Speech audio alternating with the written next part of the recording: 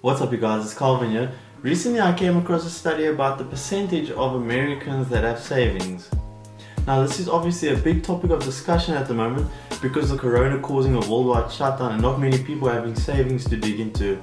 Some people don't have any money to pay their bills at the moment and many don't have any money to even buy the next meal. And as sad as it is and everything, this is the harsh reality. The strategy I'm going to tell you about now is really the most simple strategy I've ever come across for saving. And I think it could be implemented by anyone, whether it's saving for an emergency fund for situations like this, or if you've lost your job or end up in hospital, or even if it's saving so every year you can go on one extra holiday. Whatever your needs, this strategy should be able to cover that. It's called Save More Tomorrow. Now this strategy is when you promise yourself that with every raise you get, you're going to set aside a percentage of your now extra cash. This is a lot easier way to save because it's money that you actually previously didn't ever have. The percentage you set aside is really up to you, and it might not be a lot at first, but over time and with extreme discipline, it really does add up, and you'll be pleasantly surprised. In the study I read, it showed that 32% of adults that live in America save $0 and live paycheck to paycheck. And on the opposite of that, 21% of adults in America save above $10,000. That's only 21%. I'm going to give you an example now of how the Save More Tomorrow strategy works. All the numbers I'll be using in this video are for America, but they can be implemented from wherever you are in the world, just with your numbers inserted. So in America, the average household income is $63,179.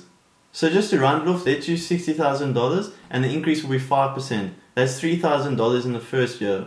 The current inflation rate is 1.56% of $63,000. That's $983, so you can technically save $2,017 and keep up the same standard of living. So in year 2, your increase will be 5% of $63,000 now. That will be an extra $3,150. Minus the inflation of the same rate, you're left with $2,118. This is crazy. So that means by year 2 you've saved $4,135 and you've still kept the same standard of living. But with this, I'm obviously not including tax and everything like that. But you get the picture. Over 10 years, that'll be crazy and will really start adding up quickly. So let's be honest, that doesn't sound like a crazy amount of money.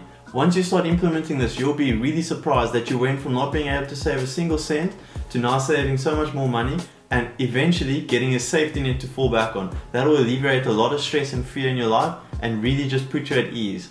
Don't get me wrong, this is not going to build generational wealth, but this is definitely going to put you on the right path to start saving, and it's definitely a good building block to improve upon. And the amazing thing with this is it's also psychological. So how the brain works is once you start saving and seeing results, it triggers something within you and you start feeling so good that you start cutting costs and finding places where you can save more and start adding a bigger percentage of your income to your savings account. This strategy is really not hard, as you're saving money you didn't really have and you're still able to keep up the same standard of living. It's all in your hands, it's just up to you to practice the discipline. If you like what I'm sharing, please hit the like button. It really lets YouTube know that this is useful content and others could definitely benefit from this. Also, comment below if you use this technique and it works, or let me know what strategy you use in today's tough times. Cheers, enjoy!